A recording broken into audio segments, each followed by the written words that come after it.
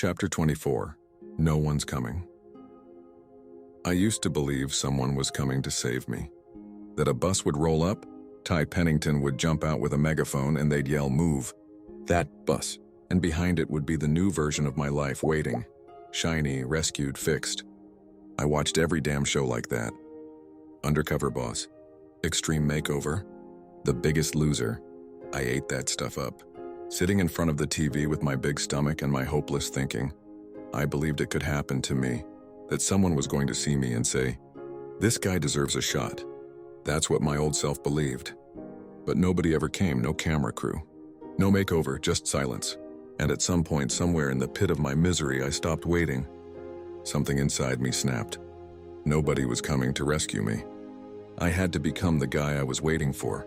So I did. But the dream, the real one, it didn't die, it just shifted. I didn't need a rescue, but I still wanted to be seen. Valued. Not for pity, but because I had earned it. Because I had turned myself into something worth noticing. And that's where my obsession with the supplement company came in. I saw them like gods. Mysterious, powerful, quiet, watching from above like an undercover boss. Every thumbs up from the owner felt like a divine sign. You're on the right path. Keep going. He'd send those words in a DM and I'd feel fire shoot through my veins. "Keep going," he said, and I did. Every post, every run, every video, I was working like hell to be noticed, not just by the world, but by him. That company became my North Star. I wasn't chasing free protein or some sponsorship deal. I was chasing validation, chasing escape, chasing proof that this version of me was real. See, I had this fantasy. I'd do so much, show so much discipline, build so much value in myself that they couldn't ignore me. I didn't want charity, I wanted purpose. A shot to inspire people like I had once been. Fat lost. Dreaming in silence, that was the real goal. I didn't need millions, I didn't need fame. I needed out of debt. I needed out of the mill. I needed a path, a future. A shot to prove that the body I built was just the surface, that the man underneath it could make a difference. That obsession lit the fuse because the truth, I couldn't save anybody from inside the walls of a prison, and for me that's exactly what the steel mill was. Call it a mill, call it a paycheck, call it whatever you want. To me it was chains, hostile management, broken equipment, screaming matches with bosses. I remember seeing the fear in their eyes when I snapped, and yeah, part of me felt powerful in those moments. But another part of me hated what I saw. That wasn't the man I wanted to be anymore. I was done being angry.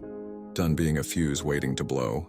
That's when I remembered something from way back, something my wife used to watch on TV.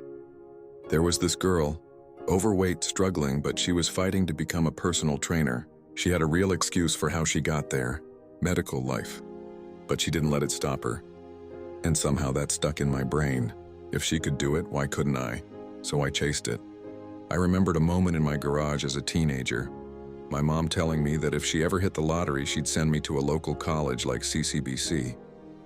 I remember looking at her and saying, "I just don't think school's for me." I couldn't focus, I didn't believe in myself back then. But now, at 49 years old, I was signing up for online classes to become a certified personal trainer. 12 monthly payments, $112 a month. That's not even lunch money in college. But for me, it was everything. It was proof that I was all in.